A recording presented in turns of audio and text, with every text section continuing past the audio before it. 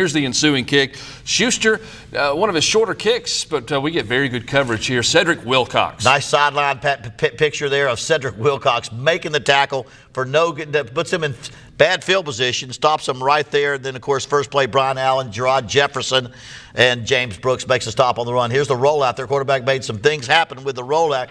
Throws a nice pass in there. He's hit hard by Lucas Darr, but the pass was placed nicely. And then we come up with a fourth down stop right here. They're trying to make it happen. Second time in a row, they don't punt, they go for it, and our defense holds them to put our offense back on the field. And right to work, Lee Chappell throws the ball, Mo Milam right there down the middle. Great job. 17 yards, come back to Purifoy. That's a little slip screen. If they're not ready to play, we'll throw the screen. Tristan Purifoy gets 16 on that play. Lee comes right back, makes a scramble, 8 yards, gets a good chance to move the chains. Going to throw one on a rope here. Beautiful play. He changed the play. We had a play to the other side. He saw single coverage, changed the play to Tristan Purifoy. Nobody knows it but Tristan and Lee. They make the connection, 26 yards, touchdown. Almost instantly now, 21-7. Now in the second quarter, right before the half. Half isn't over. Jonathan Bird's going to seal a 14-point first-half lead with an interception, diving at the 29. And we're going to go into the locker room up 21-7, leading the Pioneers of Glenville State College. So we get a score late there. Tristan Purifoy put together a march that was something where we didn't get a turnover on that drive that led to points, but took over on downs and made them pay for it. That's right. I think what we've seen this first half, offensively, Lee Chappell, who had 3 interceptions the first game, did not have a good game. He comes up and just makes things happen. The passing game is sharp, and we're up 21-7. Defense needs to get them off the field. We did come up with 2 interceptions in the first half. Tommy Westbrook, Jonathan Bird there with one late. The Lions lead Glenville State College after the first 30 minutes of play by 14. Still to come, second half highlights, also the play of the game and the player of the game on the Terry Bowden Show. The Terry Bowden Show, brought to you by Woody Anderson Ford, Layton Sheffield and Russellville Pharmacies, and now Logan Pharmacy at Moulton, Little Steve's, and by Brinks Apartments.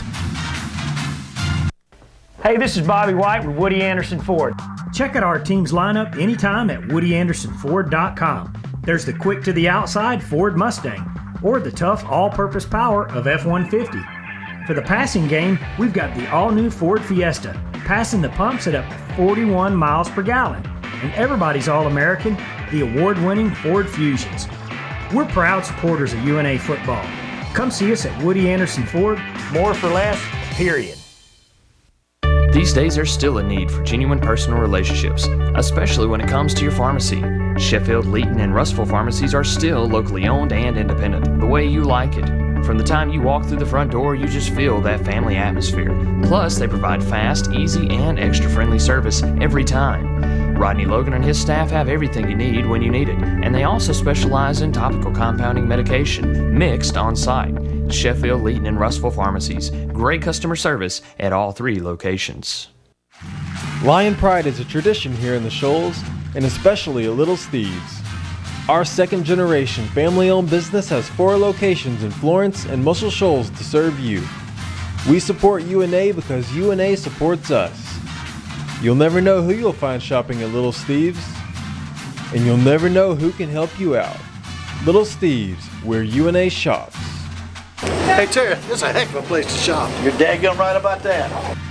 1, 2, and 3-bedroom rental units in the Shoals are affordable when you rent from a family-owned business that's been around since 1959. Brinks Apartments started 3 generations ago and now features more than 500 units across 20 locations, providing comfortable, affordable, and convenient living. Check out Oak Ridge, less than a mile from the UNA campus. Enjoy personal parking and lounge by the pool at Stonebrook Apartments on Cox Boulevard. Brink Apartments, family-owned since 1959. The Terry Bowden Show, brought to you by Woody Anderson Ford, Layton Sheffield and Russellville Pharmacies, and now Logan Pharmacy at Moulton, Little Steve's, and by Brinks Apartments. Welcome back to the Terry Bowden Show. The Lions set to come out of the locker room, leading the Pioneers of Glenville State College 21-14.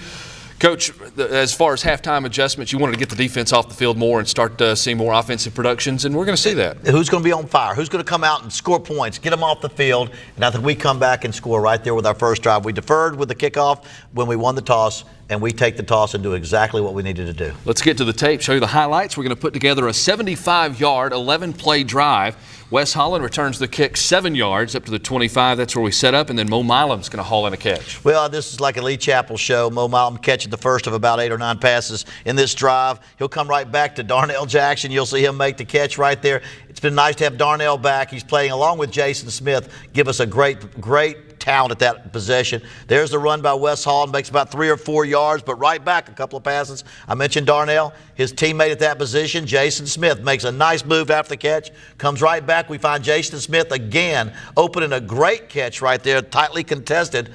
Mo Milam, 5'6", about 150 pounds, but he can flat run. Nice outside pass along the sideline for him. There's that little screen that they haven't been able to stop it. Of course, Tristan Purifoy, 205 pounds, he's got a lot of strength.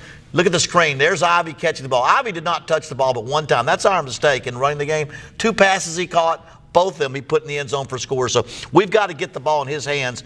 He had 140 yards on 10 carries last week. He only got the ball on 1 run this week. We'll correct that. I think he should get the ball more. And now we're up 28-7 now. And now you got things kind of under control, but you're going to see kickoff coverage again. We've got to get people to the ball. It's still too much room, but there's the penalty that pushes them back. Set the recorder on this drive. We're going to stop them and force a punt. Janoris Jenkins is going to field it here, so the defense comes up with a stop, almost an interception. Rod Woodson did a great job there, but here's the punt. Last week we saw nothing but rugby-style punts, but here's why they rugby-style punted last week, because Janoris Jenkins, one of the top punt returners in the SEC last year, has a great block by James Brooks up front. There he just kind of glides. I think that's the right word. He glides into the end zone as our cornerback with great speed, great punt return skills. Takes it 84 yards, 21-7 a few minutes before. Now it's 34-7. Now we can be a little listless. If we don't make every tackle, you don't worry. If we don't catch everything. But, they come right back and get a score. They drove 80 yards now, at 80 yards and got the score right there. They threw that on a young freshman, Cortez Pickett, his first kind of initiation into being a cornerback on the goal line. So he got tested there, but we come back. There's Janoris Jenkins on the kickoff return. They kick it, tried to kick it away from him. It bounced over the fullback's head, got to him, and he gave us great field position on that one with a 29-yard return. And we're going to start from the 41. They tacked on 5. They were offsides, and Jason Smith, another catch down to the 21-yard line. We're knocking on the door. Here's one that Lee probably wish he had back. He threw 4 touchdowns but 1 interception, and he's kind of thrown it. It's a one-on-one, but Mo's only 5'6". That's not his best thing, a high jump ball in the end zone. Comes back, hits Mo on that little play inside. Runs west, gets a 17-yard gain on the outside. This is his finest run of the evening. He gets those yards, those tough yards. He comes back. There's a nice little throw to Mo Milam on the outside. There's Mo Milam for the touchdown. That's a great hot read. They blitzed, and Lee just stepped up through that ball right there, the hot route, and got a touchdown, brought right back. They scored. We come right back and score again, and now we can start substituting a little bit later on now. We answer within a minute, 56 seconds, 4 plays, 61 yards, a throw in the back, and Cortez Pickett turns around, makes a defensive move. That's a nice move. When we put Chris Alexander in this first series, he wished he could come back. They blitzed him on a bootleg, and he threw the ball, instead of throwing out of bounds. They come back and get the cheap score on the turnover. That's where that last touchdown came. You'd like to hold them to a field goal in a situation like that, but they got the 7 points, and we come back. Chris Alexander, though, he does not worry about that play too much. Right back to Jason Smith, and comes back. Now watch the screen. Antoine Ivy's only touched it on 1 time. He gets the second time. Watch him make the cut here. Pop right in the end zone. Gets it right there. Ooh, he starts to cramp up. He did cramp up at that point. A lot of sweat. It was a pretty nice night. We had a couple of guys cramp up as the score ends at 48-21. It was a good win. Good. I thought Glenville State was a lot better football team they were last year. They did play very, very well. 83 degrees at kickoff, about 63, 64 degrees when this thing wrapped up, and the Lions are now 2-0. Antoine Ivy with that last catch, 14 yards. Chris Alexander, you didn't give up on him. And maybe that interception, a good lesson learned when the game's not on the line. He comes out and makes a mistake and then regroups. Well, where are you? You're backed up on your 10-yard line. We run a bootleg. He just completed a pass. He run a bootleg. They cover it. They're blitzing, throw it out of bounds. Throw it out of bounds. Let's go back to work. He learned something there because he came back, and the next drive he took it all the way down. Now, we're not giving up on Chris Alexander. I promise you, he's our quarterback right now, planning for the future and ready to go. So he has to make those mistakes and then correct them. That's where he gets better, by doing that and making better decisions. Still to come on the Terry Bowden Show, a preview of Abilene Christian. The Lions and the Wildcats are coming up in 1 week. Also, the play of the game and the player of the game when we come back.